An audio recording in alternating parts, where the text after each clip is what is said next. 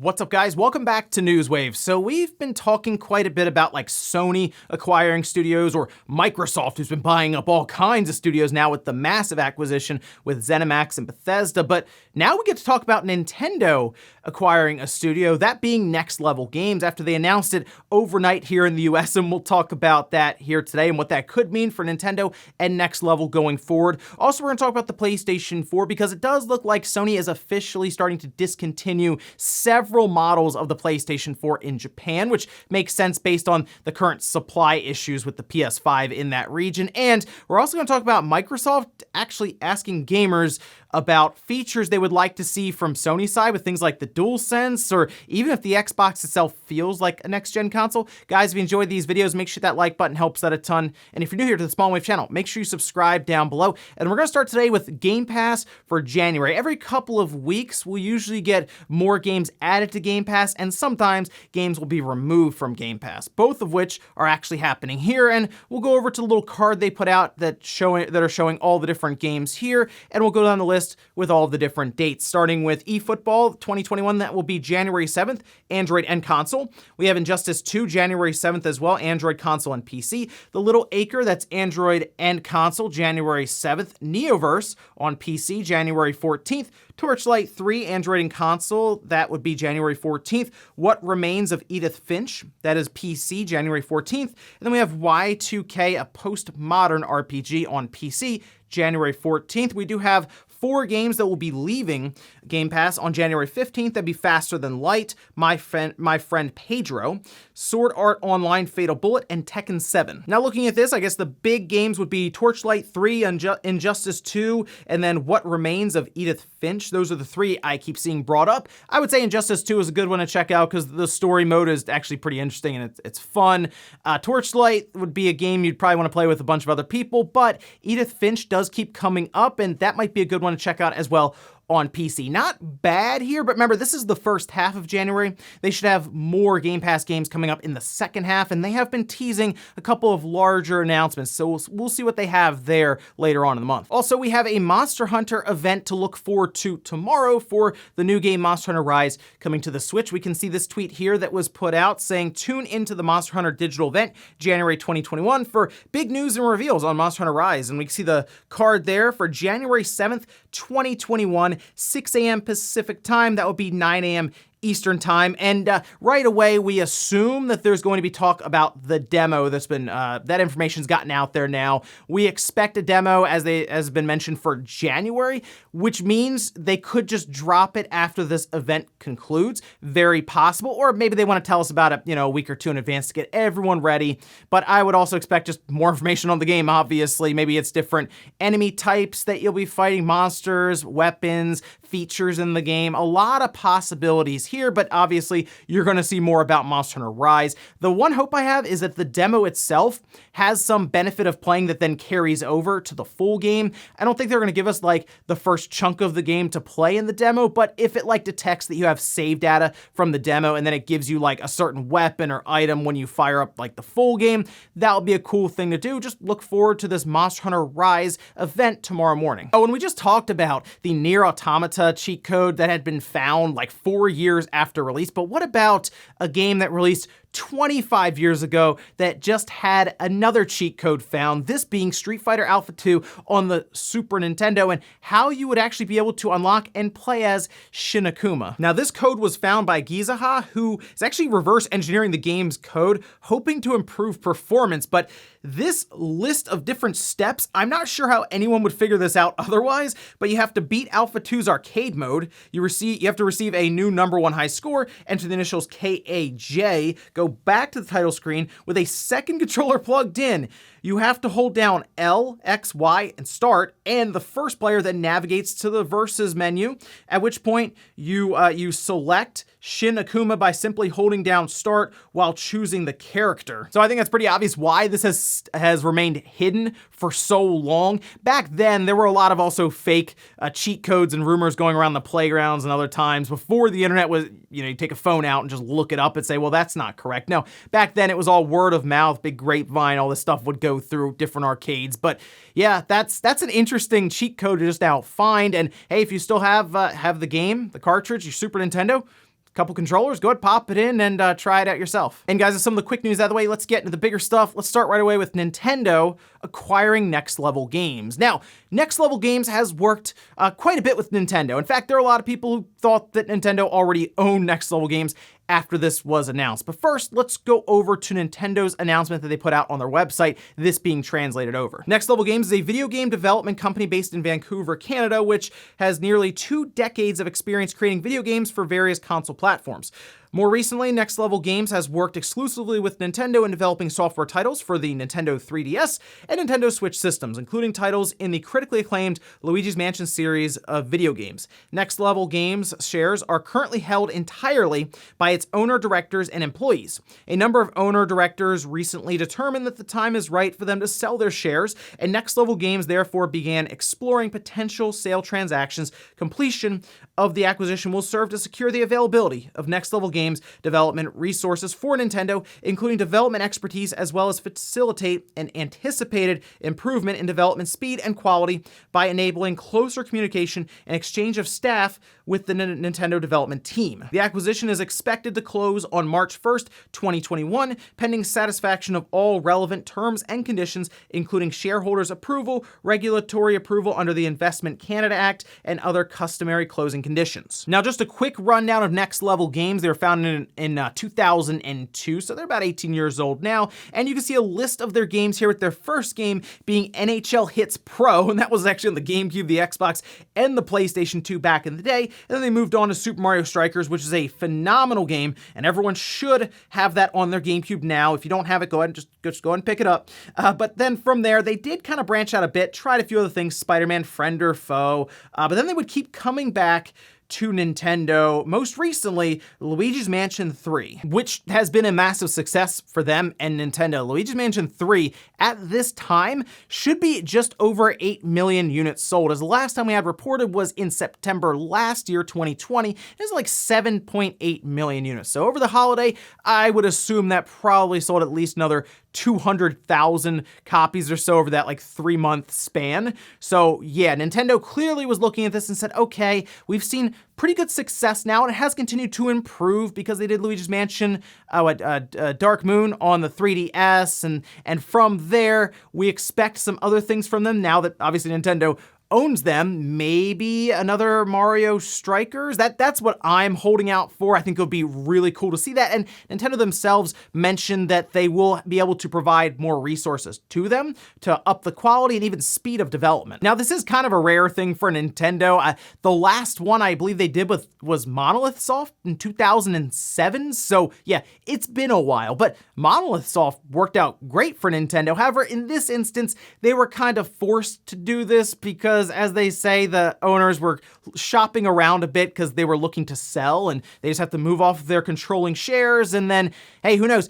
EA or Activision, who knows who would have came in and bought them? I don't know, Bandai Namco. Somebody could have shown up and said, yeah, we'll take Next Level Games. Then who knows what the future would hold then for Nintendo and some of the franchises that Next Level Games has been creating. Which tells me if Nintendo's hand was not forced, they probably would not have bought them and kept working alongside them like they do with, say, Intelligent Systems as an example. But I think this is going to be pretty good for Nintendo and Next Level Games. I like a lot of the stuff they've been putting out. Luigi's Mansion 3 was awesome, so obviously the future is pretty bright for Luigi's Mansion now going forward, with the development studio that created it now under Nintendo, able to leverage some of the resources that they can provide. And we saw Monolith Soft get this awesome big new building. Who knows what could happen here with Next Level Games? I think the future's bright for them though, with Nintendo in control, and we'll see what happens going forward. Again, Mario Strikers, come on, make it happen. Next up, let's talk about the PlayStation 4 in Japan. What's really funny is we just talked about sales numbers for the PS5, and like it doesn't look great right now for the system, but obviously there are supply constraints.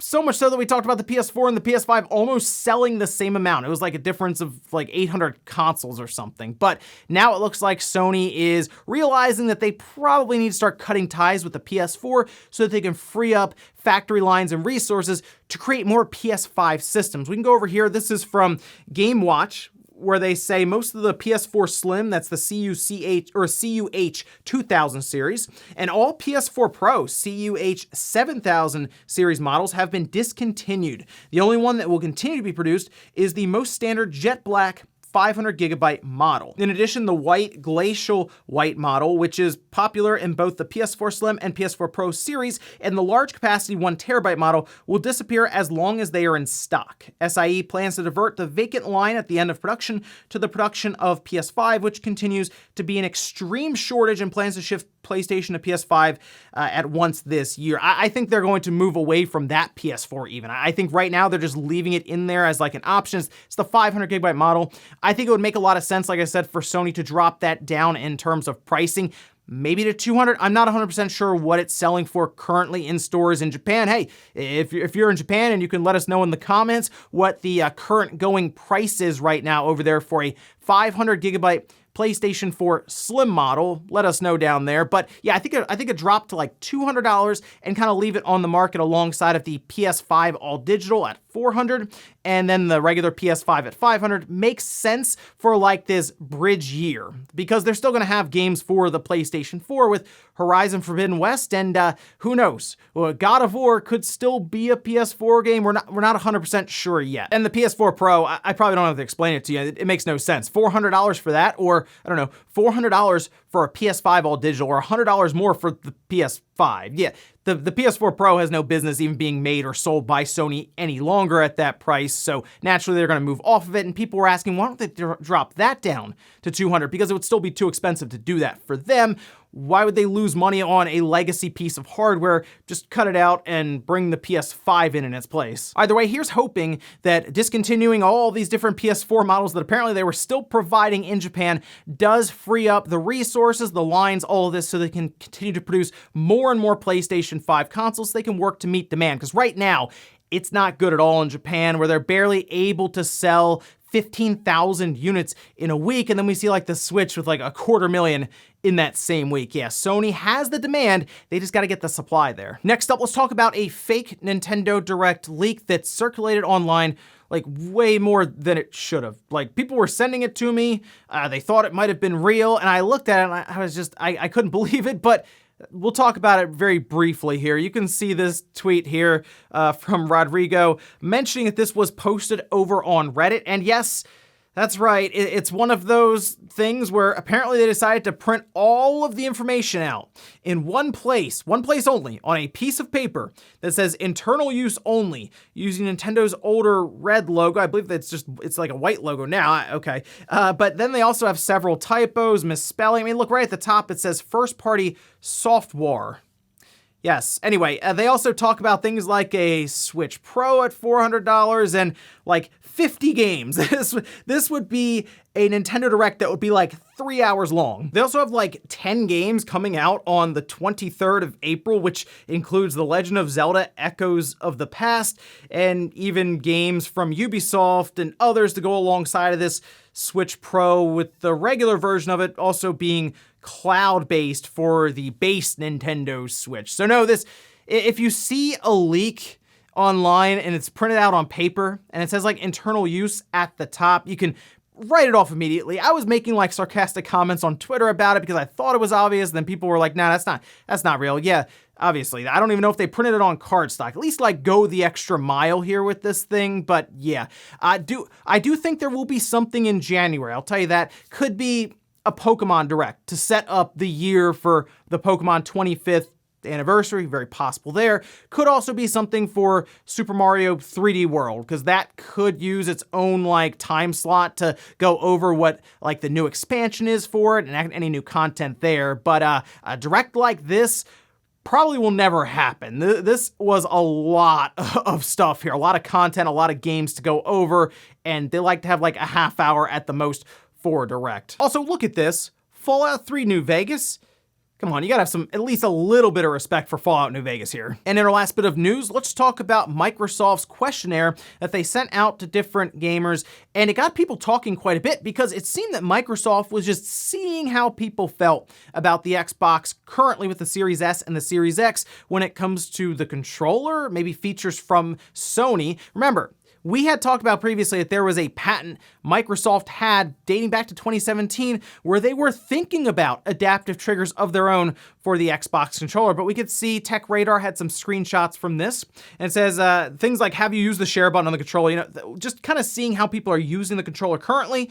But then at the bottom, I am aware of features on PlayStation controllers that I wish were on the controller that came with this console. Another part of the questionnaire asks, this console feels next gen, where you'll strongly disagree, or you'll be in the middle somewhere, or you'll strongly agree. And that has been something that's been brought up is, hey, the Xbox Series S and the X, they are an obvious improvement because the load times are faster. We're getting games with 120 frames per second. And like for certain games that we were playing before on the One or the One X, now it's just like 4K all the time. It doesn't have that dynamic resolution necessarily that we're dealing with, but they're still like the same games. There's no obvious divide where Sony changed and revamped the entirety of the controller itself, adding in advanced haptic feedback. We have the adaptive triggers, the overall dashboard completely different. Yes, you can tell, okay, this is a new generation with the PS5, the PS4 is old, but we don't have that really with Microsoft. It's unfortunately a double-edged sword. It's great because you're like, oh, all of my stuff just carries over. I'm familiar with this system. I already know how to use it,